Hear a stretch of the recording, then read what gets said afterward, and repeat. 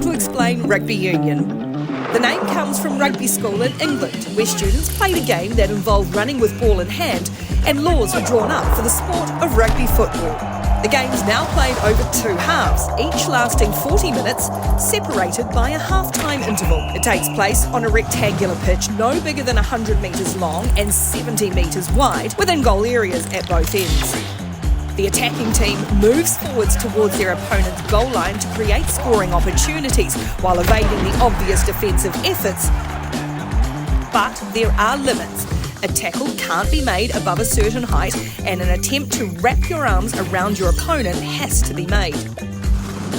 The most valuable score is to cross the goal line and touch the ball down for a try.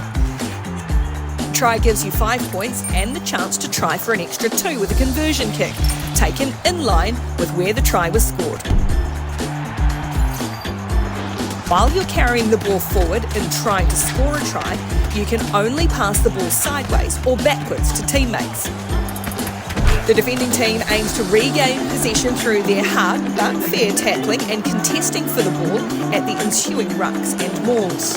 Apart from tries, there are 2 other ways of scoring: a drop goal by drop kicking the ball through the goalpost for 3 points, and penalty goals, also worth 3 points, scored by kicking the ball through the posts after opposition fouls.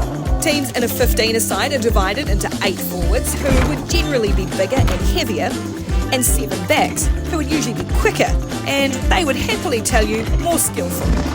In the modern game, all 15 can excel in all departments, but it's still a game for all shapes and sizes. There are unique set pieces in rugby designed to resume play after stoppages.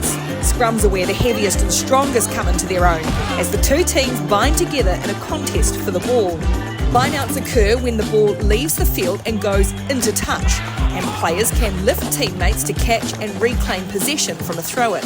Making sense of all of this is the referee, who determines possession and penalises infringements with the help of assistant referees on the 2 touchlines, and in most televised games, a TMO, television match official, as well. Rugby prides itself on respect. Only the captain is allowed to speak to the referee. There's also a short format of the game known as sevens. It's played with 7 per side, with halves lasting 7 minutes. It's fast, and with more space on the pitch, it really is for players with great speed and fitness. This is the version of the game that's played in the Olympics.